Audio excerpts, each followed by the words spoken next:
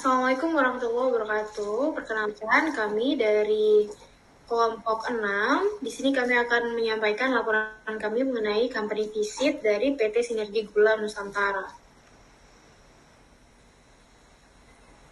Narasumber kami di sini yaitu Pak Muhammad Agus Wijayanto sebagai asisten bidang 4 Quality Assurance PT Sinergi Gula Nusantara. Berikut adalah kelompok kami. Yang pertama ada saya, Lailatul Munawwaro, dengan NPM 061, kemudian ada Adela Esa Maulita, NPM 215, ada Muhammad Rifka Putra Gunawan dengan NPM 310, dan ada Kelvin Ramadhanu Akbar dengan NPM 365, dan yang terakhir ada Aufi Jazila Fitriani dengan NPM 411.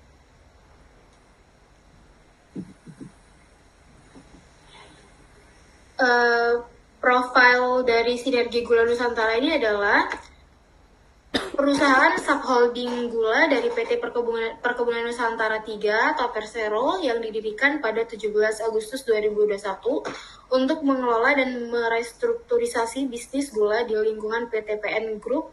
Perusahaan ini bergerak di bidang agroindustri komoditas gula, mengkonsolidasikan 36 pabrik gula, dan memiliki tujuan untuk mendukung program swasembada gula nasional yang terbaru.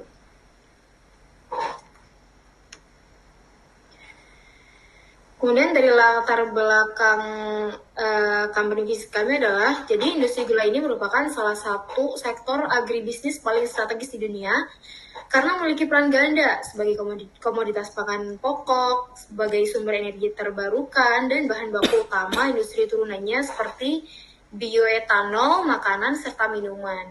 Menurut laporan International Sugar Organization atau ISO 2024, total produksi gula dunia pada tahun 2024 diperkirakan mencapai 180 juta ton, sementara konsumsi global berada di kisaran 181 juta ton. Hal ini menunjukkan keseimbangan pasar yang relatif stabil dengan pertumbuhan tahunan sekitar 1,5 sampai 2%. Dan negara-negara utama produsen gula meliputi Brazil, India, Thailand, dan Tiongkok, yang secara kolektif menyumbang lebih dari 60% dari total produksi global. Brazil ini tetap menjadi produsen dan pengekspor gula terbesar di dunia dengan produksi lebih dari 43 juta ton per tahun. Kemudian diikuti oleh India dengan total 32 juta ton dan Thailand sekitar 12 juta ton. Produksi di negara-negara tersebut didorong oleh efisiensi tinggi di sektor hulu dan adopsi teknologi industri modern di sekitar hilir. Kemudian Food and Agriculture Organization melaporkan bahwa pertumbuhan permintaan global terhadap gula juga didorong oleh peningkatan konsumsi di kawasan Asia dan Afrika, serta penggunaan tebu sebagai bahan bakar bioetanol di Amerika Latin. Kemudian Indonesia ini juga merupakan salah satu dari konsumen gula terbesar di Asia, dan kebutuhan nasional mencapai sekitar 6,8 juta ton per tahun, terdiri dari 3 juta ton gula konsumsi langsung dan 3,8 juta ton gula industri atau gula rafinasi.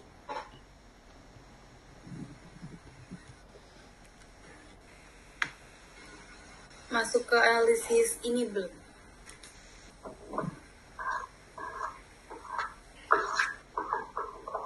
Enggak, itu udah dijelasin di bagian awal tadi. Langsung ke SWOT. Tulis. Analisis Tools Matrix yang pertama ada trends, integrasi nasional dan dukungan pemerintah. SGN merupakan konsolidasi dari 36 pabrik BUMN. Ini menjadikannya produsen gula terbesar dengan dukungan kuat dari pemerintah melalui roadmap industri gula. Yang lalu ada kapasitas giling dan distribusi terbesar di Indonesia dengan kapasitas lebih dari 25 juta ton tebu per tahun. SGN memiliki jaringan pabrik, distribusi, dan supply chain yang tersebar luas sehingga mencapai economies of scale.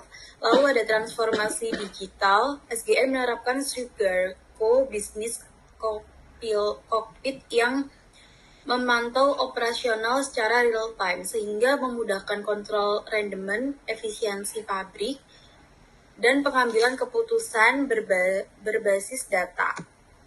Lalu ada kemitraan dengan 250.000 hektar lahan petani melalui pendampingan bibit unggul dan jaminan serapan tebu. SGN memiliki pasokan bahan baku yang stabil dari petani rakyat.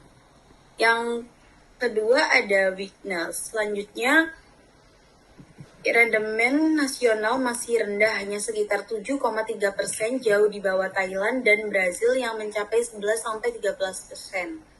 Yang kedua ada pabrik gula tua dan kurang modern. Sebagian besar pabrik berusia lebih dari 50 tahun sehingga boros energi, sering downtime dan tidak optimal terhadap teknologi modern. Lalu ada lebih dari 60% tebu berasal dari petani yang belum menerapkan precision farming sehingga kualitas tebu tidak seragam.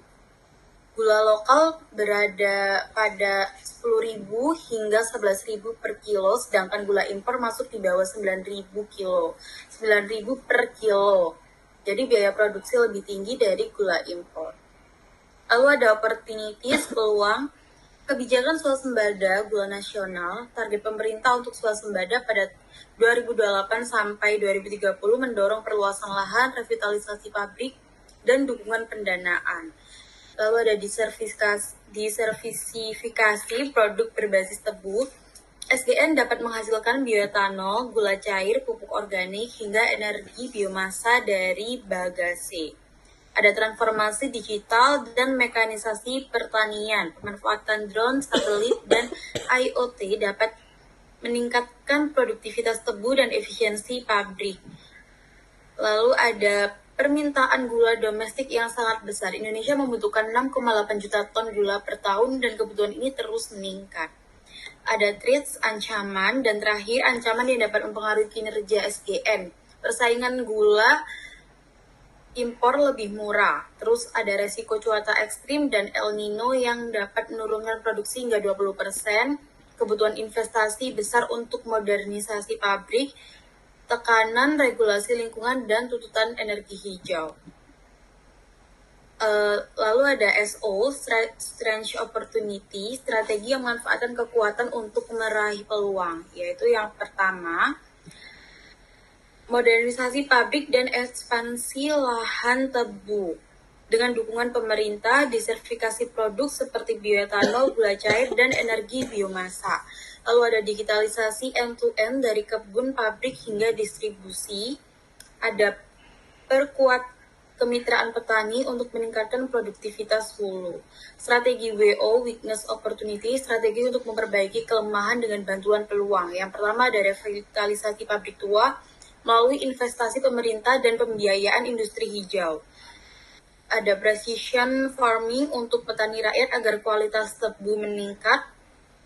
Yang ketiga ada otomatisasi pabrik untuk menurunkan biaya produksi. Yang keempat ada diversifikasi pendapatan agar tidak bergantung pada gula kristal saja. Strategi ST, Strength Street, strategi manfaatkan kekuatan untuk mengurangi ancaman. Yang pertama ada optimasi skala produksi agar biaya lebih kompetitif dibanding gula impor. Lalu ada digitalisasi mitigasi iklim, seperti prediksi panen dan cuaca. Yang ketiga ada kolaborasi dengan pemerintah untuk pengaturan kuota impor. Yang keempat ada peningkatan standar lingkungan melalui cogeneration dan biomasa. Dan lalu ada yang terakhir, strategi weakness street, strategi defensif untuk meminimalkan kelemahan dan ancaman. Yang pertama ada renovasi total pabrik yang sudah tidak efisien. Yang kedua ada mitigasi iklim melalui irigasi modern dan indeks iklim untuk petani. Yang ketiga ada pengurangan ketergantungan pada tebu rakyat melalui kebun inti. Dan yang terakhir pengadaan terpusat dan logistik efisien untuk menekan biaya produksi. Next. Lalu masuk ke strategi transformasi SGN. Yang pertama ada modernisasi pabrik dan efisiensi energi. Jadi langkah strategis pertama yang krusial bagi PT SGN adalah melakukan audit teknis komprehensif terhadap seluruh 36 pabrik gula yang dikelola dengan tujuan untuk mengidentifikasi titik-titik bottleneck yang secara signifikan menurunkan kinerja operasional dan rendemen gula. Lalu yang kedua itu transformasi digital terintegrasi atau supply chain and plant analytics. Nah, jadi salah satu langkah transformasi digital paling krusial bagi PT SGN adalah percepatan implementasi Sugar Co-Business Cockpit sebagai single source of truth, yaitu sistem pusat data yang mengintegrasikan seluruh indikator operasional dari hulu hingga hilir. Lalu yang ketiga ada peningkatan produktivitas hulu melalui kemitraan petani. Jadi salah satu strategi fundamental dalam meningkatkan produktivitas hulu tebu PT SGN adalah melalui penerapan skema kemitraan kontraktual dengan petani tebu rakyat. Dalam model ini perusahaan tidak hanya berperan sebagai pembeli hasil panen, tetapi sebagai mitra agronomis yang menyediakan paket lengkap mulai dari bibit unggul berumur, binja, dan berpol tinggi, pupuk dengan dosis struktur, hingga layanan mekanisasi untuk penanaman dan panen. Lalu keempat, diversifikasi produk dan integrasi hilir. Salah satu strategi kunci untuk memperkuat daya saing dan stabilitas finansial PT SGN adalah mengembangkan diversifikasi produk hilir berbasis tebu guna memperoleh pendapatan non gula yang lebih berkelanjutan. Lalu yang kelima struktur biaya dan model operasi merupakan menjadi fondasi penting bagi PT SGN dalam menghadapi tekanan kompetitif dari gula impor dan pemain swasta. Untuk mencapai efisiensi biaya yang berkelanjutan, SGN harus menerapkan klasterisasi operasional yang mencakup pengadaan terpusat, kolaborasi antar pabrik dalam berbagai suku cadang, dan penggunaan kontrak layanan bersama untuk pemeliharaan maupun logistik. Lalu yang terakhir ada pembiayaan terstruktur dan mekanisme risiko. Jadi PT SGN perlu menyusun business case yang komprehensif untuk setiap proyek modernisasi guna menarik sumber pendanaan non-konvensional. Selain mengandalkan anggaran BUMN, SGN dapat memanfaatkan skema blend finance yang menggabungkan supermodal dari green bonds, public-private partnership, serta kredit perbankan yang dijamin pemerintah untuk proyek berbasis energi terbarukan atau efisiensi industri.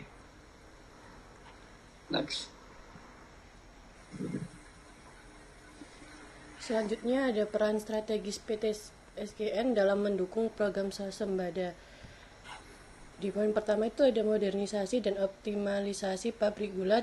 Dengan konsolidasi pabrik, SGN melakukan standarisasi operasional, memperbarui pabrik yang sempat tidak aktif, serta meningkatkan efisiensi produksi gula. Dan poin kedua, intensifikasi dan ekstensifikasi lahan tebu. SGN tak hanya mengandalkan kebun milik negara, tapi juga bekerja sama dengan petani tebu rakyat (PTR). Ini termasuk pendampingan, penyediaan bibit unggul, pupuk atau teknologi, akses pembiayaan, misalnya melalui kredit mikro, hingga jaminan pembelian off-taker dan hasil panen. Yang ketiga ada inovasi dan riset agrikultur serta hilir prosesi. SGN menjalin kerjasama dengan lembaga penelitian seperti BRIN serta akademisi untuk mengembangkan varietas tebu unggul, teknik budidaya modern, dan efisiensi produksi dari hulu ke hilir. Yang keempat ada penguatan ekosistem petani dan rantai nilai value chain. SGN memfasilitasi program agripreneur untuk petani, digitalisasi ekosistem petani tebu rakyat, serta kemitraan lahan, termasuk kolaborasi dengan perum perhutani untuk ekspansi area tanam tebu. Dan yang terakhir ada tata kelola, transparansi, dan kolaborasi institusional. SGN bekerja sama dengan berbagai institusi pemerintah, keuangan, audit, hingga lembaga penegak hukum atau regulator untuk memastikan tata kelola yang sehat dan transparan sehingga industri gula nasional bisa berkelanjutan dan kredibel. Selanjutnya, Del, next.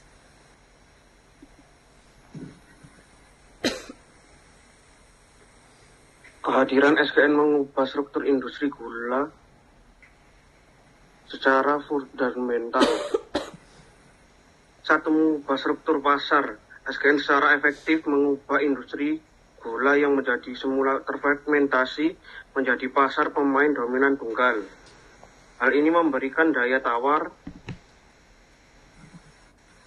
yang jauh lebih kuat terhadap pemasok maupun pembeli. 2.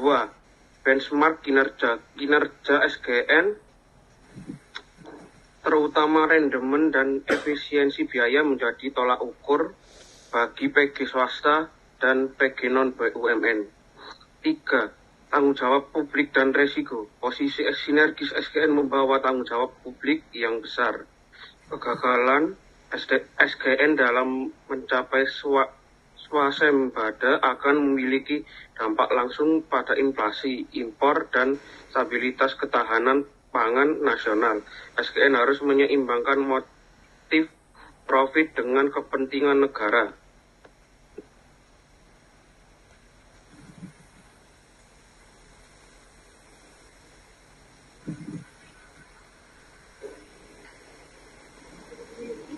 Berikut adalah lampiran dari kelompok kami setelah melakukan wawancara dengan Bapak Agus di SGN Surabaya Cabang Kerembangan.